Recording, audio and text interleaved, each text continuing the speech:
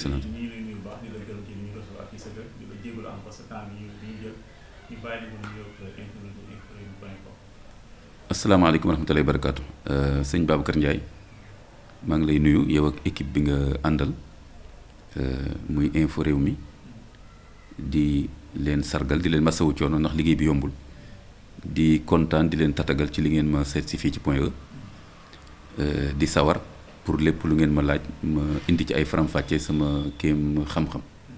bismillah. Imam ku nga xam ne Noël moom daanaka ñu ngi ci Sénégal nag ñu koy faral di feete muy le 24 ak le 25 xëy na xeetu 31 muy fin d'année beeg yooyu mais ni ñu koy tàmbalee ci li nga xam ne mooy Noël ci diine ci diine l'islam Noël mooy lan. waaw gis nga Noël 24 décembre 25 décembre 31 décembre ak yeneen fête yoo xam ni law na ci réew mi dama naan sax lëmbale réew mi ci loo xam ni boo ko seetee ba seet jullit yi seen yoon nekku ci dañ leen ko imposer colon bi moo leen ko imposer le colon français aada yi mu doon dund ak ay caadam ak ay ngëm-ngëmam ak diineem moom la fexe ba lawal ko bi mu tegee loxo ci réew mi mu imposer fête yooyu genre calendrier bi nga xam ni le calendrier grégorien ak surtout France nga xam ni dañu amoon doole ci wàllu christianisme ba ñu lay tuddee la France la fille aînée de l'église kon bi ñu noté réew mi fii ñu dugal ci calendrier réew mi ay fête yoo xam ne dañu dem ba gëmloo jullit yi que ni dañ cee war a bokk même bu fekkee duñ jullit wala ñu jéem leen gëmloo que ni du feetu diine loolu fekk naxaate la ak njuumte léegi bu ñëwee ci Noël boo seetee ba seet Noël ci boppam sax cosaanam du feetu nasaraan boo delloo di ko gëstu di nga gis ni feetu mbiru ceddo la woon li ñuy wax romain yi ñoom ñoo doon feetu yàlla bi ñu tuddee jant bi solstice d'hiver le 25 décembre ñoom nag ñoo ko doon feetu parce que dañ jàppoon ne jant bi dafay judduwaat ñu koy wax la renaissance du soleil kon feet boobu dëgg-dëgg xërëm la paganisme la idolâtrie la boo xam ni romains yi ñoo ko doon def ba fa christianisme duggee tuubal leen ñu ne léegi nañu seet nañuy fexe ba feet boobu ñu soppi ko fexe ba def ci cuubu nasaraan mbiru chrétien mais kon ci cosaanam du feetu diine dara boole ko ak diine même diine nasaraan su ko defee nag lu tax ñu tuddee ko Noël même tur ba ma nga jóge foofu ci ñoom romains yi léegi nag lu tax ñu ne kon feetu diine la ba léeg-léeg nga dégg ay jullit sax di wax ne comme ñun gëm nañu Isa dañ ko war a feete loolu ñàkk xam la te jullit warta gaawtu ci dara lu nekk daf ko war a gëstu ba xam ci lan la tegu ak lan la wund jullit waru nekk al toppe nekk tam ki tubaab di wax naïf xam ne luñ la andil rek nga ne noonu la bokk naa ci ëpp naa def su ko defee boo seetee tey pape bi nga xam ni ki fi nekk moom la remplacé Ratzinger sama juumul moom def na benn bataaxal ku dem ci Google di nga ko fa fekk di wax ne dañu juum ci date de naissance su Jésus mu ne juum nañ ci juróom wala juróom-ñaari at mu ne loolu waruñu rus wax ko bind na ci bataaxal mi ngi ci Google du ay nettali nii comme léegi loo wax rek ñu ne way fu mu jógee te comme nangam mi ngi ci Google moom avant muy démissionné bind na benn bataaxal wax ne dañu juum nañ seetaat datu Jésus kon ñi toppoon ci ñun ñi topp ci di kërti ñoom nga xam ne ñoom dañuy gëstu seen i mbir nee nañ njuumte am na fa loolu déjà lenn la kon ku ne dama koy feete déjà nga xam ne ña koy feete ñoom nee nañ sax juum nañ ci date bi beneen bi mooy que 25 décembre bi ñu bëri ci borom xam-xam yi même ci nasaraan yi nee nañ buñ ko gëstoo bu baax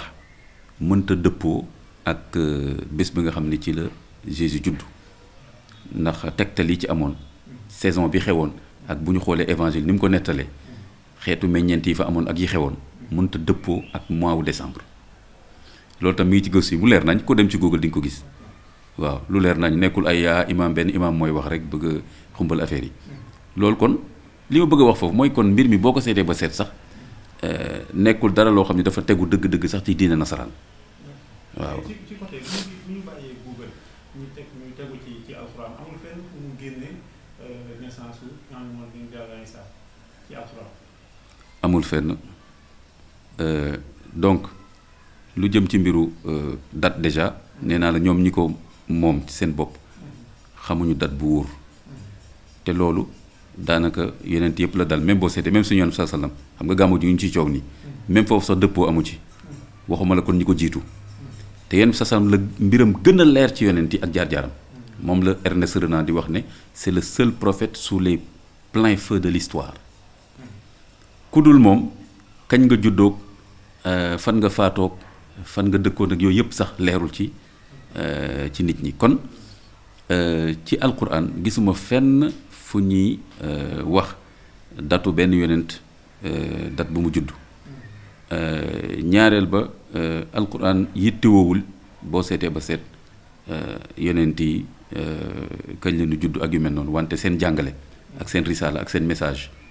nga xam ne ci la texe doomu adama aju donc bu fekkoon réere seen juddu dañ ñu koy laaj yowmal qiyaama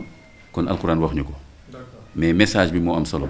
kon ñun bu ñuy wax affaire Isa ibn Maryam duñ fi nekk di sonn ci ay 25 décembre la ñoom seen bopp ñu ngi koy werante mais lan la alquran wax ci Isa ibn Maryam lan lañ ci war a retenir en tant que jullit mais kon kenn du ñu imposer ñun ni ñu war a comprendre lan mooy risaala Isa ibn Maryam mais dañ koy jëlee ji suñu propre source muy alquran ak suñu propre source muy hadis Yonent bi sallallahu alayhi wa sallam. d'accord parce que dañu mos a interview benn oustaz bëgguma cité turam mu ne maanaam en dehors festivités yi nga xam ne ñu ngi am. diggante 24 25 31. ñun jullit dañu war a sargal ki nga xamante ni moo di Sayyidatuna Mariam. Sayyidatuna Isa dañ ko war a sargal. maanaam ci jour fête yooyu moom dañ ko war a sargal ñun jullit yi. Sénégal boo seetloo 24 décembre 31 décembre niñ koy askanalee sax chrétiens yi nga xam ne ñoom ñoo ciy màggal ñi ne ay jullit lañ sax soo gisee liñ ciy tere yëpp jullit yee koy def. suñu demee nag ba juddu yonent yi ñëw comme Seydina Muhammad bu yàggul lañ ci jógee mu ñëw am na ci mag mu ci bind Cheikh Al Hadj Mali wax ni moom d'accord na ñu màggal gane àdduna yonent bi waaye nañ ko def ci façon yonent bi dañ ko façonné delloo ko ci ay qualité am delloo ko ci ay jikkoom delloo ko ci ak yiwam ndax nit it ku ko tuddee bés nag da nga koy nérale ak bés ba nga ñëw wàcc si ci yonent Yàlla Isa mu juddoom ñëw tuddam ñëw donte ñaari judd yëpp am na problème ñiy wax lii ñiy wax lii mais bi ëpp doole not rek ci la ñuy téye bon ñëw ñu li ñuy def mooy xale yu jigéen ñi jaar fii xale yu góor yi jaar fii ñu jàpp ne 24 31 bésu caaxaan la mais ki ci juddu caaxaan taxul mu juddu il faut ñu jàng loolu rien parce que yónni koo xam ne bi nga ci juddoo yàlla dalaa tànn doyloo la yónni la ci nit ñi kooku juddoom bu ñëwee war nañ ko jox gëddaam kon yonent Yàlla Isa bu juddoo bis ba delsi la ca gën a rafet mooy ñu méngale ko ak yar bi ci Isa yiw gi ci moom. loolu njuumte la gëstam moo yem foofu rek parce que xam nga ci diine l'islam ni ma la ko waxee sànq erreur la nga topp sa xel rek dañoo war a sargal kii dañoo war a dem fii dañoo war a kan moo la ko wax attention diine l'islam dafa am ay référence de am méthode am ay charte am approche bu am rigueur bu cohérent bu fekkee lu neex rek ngay wax dana am yoo xam ne du ànd de waaw lu ne nga ne benn la lu ne nga ne dañ ko war a lii dañ ko war a dañ kan légitimité boobu foo ko jëlee islam du ay caaxaan de li ngay wax dafa war a tegu ci ay source li nga xam ne mënoo koo layal ci alquran mënoo koo layal ci sunna ci borom xam-xam yi li ñu fay jëlee ci ñaari source yooyu mënoo ko tuddee l'islam de sa xelu bopp nga ko mën a tuddee mais nag boo ko bëggee l'islamal moom fokk nga delloo ko ci ay référence sinon kon ku nekk wax lu la neex na l'islam la loolu c'est très dangereux te loolu dafa xew ci réew mi fi mu nekk nii lu garaaw la garaaw na kay waaw moo tax nañ il faut ñu gëstuwaat parce que ñu bëri ñuy wax loolu mooy li ma la wax gëstu bi dafay néew bëgg feeñ bi ak lu ne nga bëgg cee wax te gëstuwoo ko doo nangoo wax lii gëstuwuma ko rëy boobu ak yooyu daf ñoo jàpp ñun ñëpp ma tàmbali sama bopp ak keneen donc loolu danger la bu rëy loo xam ni thème bi ak position oustaz boobu moo tax li nga wax c'est très bien sur le plan pédagogique li nga wax c'est important parce que personne am yitteeluñu li ñu yitteel mooy tontu bi mu joxe ak nu ñu koy jàngatee donc effectivement di wax ci dossier boo xam moo gën gis nga recherche bi ma jot a def li ma la ci wax li ma wóor mooy oustaz boobu bu defoon bi recherche xëy na du wax li mu wax kon nag c'est important ñu def attention ci wàll boobu kon bu ñuy sargal yonent yi mais loolu li ci alquran wax doy na sëkk alquran lépp lu mu wax ci yonent yi rek sargal yonent yi la bépp aaye bu wax ci yonent jàngale na lenn ci yonent boobu lu ñu war a jëflanteeg moom ak wàccuwaayam amul benn aaye bu yàlla wax ci yonent fekk ay foo ko tax a jóg kon nag léegi man def naa benn recherche boo xam ni aaye yi wàcc yëpp ci Isa ibn Maryam dama ko génne tëgg ko ci benn article tuddee ko la figure de Jésus dans le Coran kon nag man du ma sargal benn yonent ci beneen façon sargal boo xam ni ña koy wax ak lañ fa dugal man xaw ma lan la mais alquran bi ma gëm ne mooy dëgg la mu wax ci Isa ibn Maryam lépp laa jàppee dëgg ba pare nag war ko jàngal jullit yi kon pour man sargal benn yonent mënta dépasser nga jàng la ca alquran wax yàlla bi ko bind tiim ko ah ala kulli shay'in shahid nekk témoin ca lépp la mu defoon ak jaar-jaaram ku dul yàlla la mu wax xam ne am na lu mu ci xamul wala lu ñu ko nettali te Isa ibn Maryam kan moo ku dul yàlla tey ci kaw suuf ku mën a taxaw ne Isa ibn Maryam nii la juddoo dans le détail nii la dundee lii la waxoon exactement ak li ñu wax ci ginnaawam et cetera ku dul yàlla te wax nañ ko ci alquran nee naa la ayat yëpp jël naa ko mais su ma ko jëlee dem xool li ci évangile wax wala dem xool benn borom xam-xam même ci l'islam boo xam ne dafa xalaat rek wax ci Isa di nga gis mu waroo te ñooñu mënuñu am dëgg ci waxu yàlla kon alquran li mu wax ci Isa ibn Maryam yonent bi salaam wax ko ci moom yonent li mu wax ci Isa dafa yéeme te bari mais loolu ñun sargal yonent boobu mooy la ñu yàlla wax ci moom ñu jàngat ko xam ko dégg nga lañ ca war a jël ñu jël ko warta dépassé loolu te boo dépassé loolu tamit seytaane ngi lay xaar dina fexe ba am fu mu la dugal ba nga fas ay pas-pas am ay ngëm-ngëm yoo xam ni amul laytaay ci alquran wala ci sunneem salaam te nga ne jullit nga di sonn ci ay mbir wala di gëm ay mbir yoo xam ni warul demee noonu kon nañu delloo yëf yi ci jàngatu alquran pour man sargal mooy loolu mais sargal du rek def lu la neex wax lu la neex. Imam est-ce que tey kon yenn ustaas yi nga xamante ni xëy na ñoo fi représenté bi Sénégal war ñu xoolal un peu seen communication parce que dafa mel ni rafetal bi ci diggante nit ak nit maanaam comme ni ñuy wootee naan dialogue islamo-chrétien. dina dem ba xëy na jullit bi di def loo xamante ni diineem sant ko wala chrétien bi def loo xam diineem sant ko juste pour rek bu ñu nee ba àgg foofu noonu lan mooy conséquence négative yi. waaw war nañu ko seetaat bu baax parce que gis nga nawloo dëgg-dëgg bu ñu koy wax affaire tolérance xam nga loolu la ñuy wax ñun ñëpp benn lañ ñoo bokk réew mi ñoo bokk gëm yàlla bi yonent yàlla Isaa tam suñu yonent la et cetera mais loolu boo ko xoolee bu baax ci wàllu xam-xam rek am na fu mu yem am na lu ñu bokk ak lu ñu bokkul loolu dañ ko war a nangu lépp nga jaxase bu lépp doon benn kon koy ñu xam ko bu fekkoon alquran mooy tawraat rek kon lu tax alquran di wàcc bu fekkee yonent salaam yonent la rek ci biir yonent yi lu tax mu nekk xaatamun nabiyyin kon am na dimension bu ñu apporté dimension boobu bu ñu ko nëbbu jullit yi ci turu tolérance ak turu wax loo xam ne day wuteeg ñeneen ñu ne da ngeen intolérant ay intégriste ngeen da ngeen yaatuwul dënn et cetera te ñeneen ñoom di waxee seen mbir nañ ko bëggee tey jii boo demee ci évangile nga dem ci nasaraan yi nga dem ci yahudi ni ñuy waxee kan mooy yonent yàlla Moussa ak Ibrahima ak Isa ibn Maryam bokkul ak ñun niñ ko suñu alquran waxee ñun amuñu droit wax suñu alquran ni mu ko waxee lu tax loolu suñ ko waxee ñu ne ñu noonu yéen a ngi wuuteeg ñeneen ñi da ngeen indi fitna da ngeen intolérant te ñoom ñuy waxee seen bopp mais chrétiens yi tey ni ñuy waxee Isa bokkul ak ñun ni ñu koy waxee ñoom Isa dañu ko jàppee doomu yàlla yow nag da ngay tolérant ba nangul leen loolu doo leen ci tooñ doo leen ci sikk waaye nag yow di nga ni man ñun alquran ni mu jàngalee Isa nit la pire ak yee ko yàlla jagleel mais vraie tolérance mooy loolu vrai nawloo nit dëgg-dëgg xam nga bu dee dëgg ci yow mooy nawloo la mooy ma weg la ca la nga wuteeg man voilà li nga wuteeg man ma weg la ci du ma la ci xas du ma la ci tooñ nag waaye nag wutee nga ceeg man ma sañ a jël nag li ma wuteeg yow man tam dund ko mais genre benn uniformisation comme ça nañu aligné ñëpp ci même kii yëpp benn la loolu d'ailleurs sax day soofal àddina bi waaw parce que diversité xalaat yi ak yu mel noonu mooy tax nit ñi di wut dëgg di ko seet di ko gëstu ah mais al toppe loolu mësta indil dara àddina waaw kon oustaz yi war nañ seetaat seen discours ci côté boobu ñu xoolaat bu baax Isa ibn Maryam lan la ci alquran wax ñu wax ko àddina bi parce que Isa ibn Maryam justement chrétiens yi moomuñu ko mi ngi ci biir alquran mais àddina bi dañoo soxla ñu wax leen alquran li mu wax ci Isa ibn Maryam bàyyi leen ñu tànn mais bu fi nekk dina bulool ci tur tolérance yéen bi sa sallam mais daje nag nasaraan ñi def ak ñoom ay débat mais newu leen maag yéen li ngeen gëm benn la au contraire lu mu la wax taalaw ila kalimatin sawaa'in baynanaa wa baynakum allaa na'buda illa allah wala nushrika bihi shay'an wala yattaxida ba'duna ba'dan arbaaban min dunillah bi mu recevoir benn délégation bu jógee Yémen ay chrétien ci biir jàkk ji leen recevoir bàyyi leen fa ñu def seen messe ci biir jàkk ji waaw bi ñu débat ba jubóowuñu parce que ñoom dañ ko ne Isa dafa am nature divine dafa am loo xam ni yàlla la ci moom qul huwa allahu ahad ñëw régler problème bi mais yéen sax neewu leen d'accord naa ak yéen dafa ne leen déedéet lam yalid wa lam yulad dafa weddi pas-pas boobu mais tooñu leen defu leen dara dafa ne leen loolu pour man wérul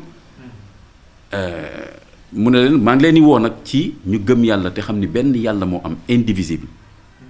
ñu bañ ko bokkale kenn wala leen te ñu bañ a jàpp ay mbindeef di leen jàppee yàlla fekk Isa la jublu kon yow sa sallam war na leen originalité alquran par rapport ak ki ngeen tuddee Jésus bu leen neexee ngeen gëmee ko noonu mais ñu julli di alquran nii la ñu ko jàngale kon pour ñun personne Jésus mooy kii identité mooy lii wàccuwaay mooy lii alquran nee na yéen da ngeen cee dolli alquran nee na ëppal ngeen ci moom ba jàppee ko doomu yàlla alquran wax na suratul maïda ne ko yow Isa ibn Maryam yow yaa wax ak sa yaay yaa wax nit ñu jàppee leen yàlla Isa ne ko la ma wax day yaa ma ko gën a xam li ma leen wax mooy ñu jaamu yàlla mais loolu mi ngi ci biir alquran dañ ko war a jàngal jullit yi jàngal ko àddina bi pour que àddina bi nit ñi xam ne nasaraan yi nii lañ jàppee Isa ibn Maryam alquran jullit yi nii lañ ko jàppee ku nekk seet la gën a dal sa xel nga jël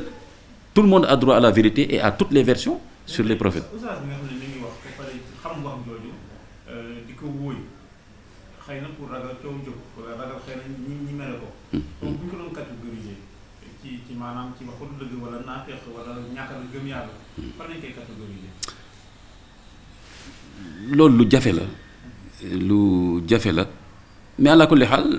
nekkul lu jullite foofu rek laa ci yem parce que nit nag dana wax juum wala mu foog ne li mu wax lu woyof la wala mu bañ a xamee noonu dans le détail wala sax tamit bis boobu mu wax lu neex nit ñi nga poñetu àddina wala dara ba pare ginnaaw ga loolu leer ci moom mu soppeeku tuub génn ci loolu donc kooku duñ ko jël condamné ko définitivement ndax rek position bu mu jël ci lii mën na wax lu mel nii ci dossier yu mel nii nga fekk ko muy waxtaan ci julli nga bëgg julli ndax ni mu ko waxee fekk ci dossier bi par contre moom wax na leneen kon nit moo mel noonu kon li am solo daal mooy yooyu jullitewul maanaam di wax pour wax lu neex nit ñi jullitewul dégg nga xam dëgg teg ci sa tànk pour poñeetu àddina ak mën a siiw ak mën a bokk ak patron yi di noos et cetera jullitewul mi ngi ci alquran mi ngi ci sunna sa sallam magu diine yi fi nekkoon yépp ci Sénégal bu leen nit ñi xamee woon loolu kenn du leen topp dañ leen xamee woon autonomie xamee woon jiital yàlla ci lépp looloo tax ñu am way bu rafet bi ñu am kon oustaz yi nga xam ne léegi nag ndeysaan àddina daf leen jàpp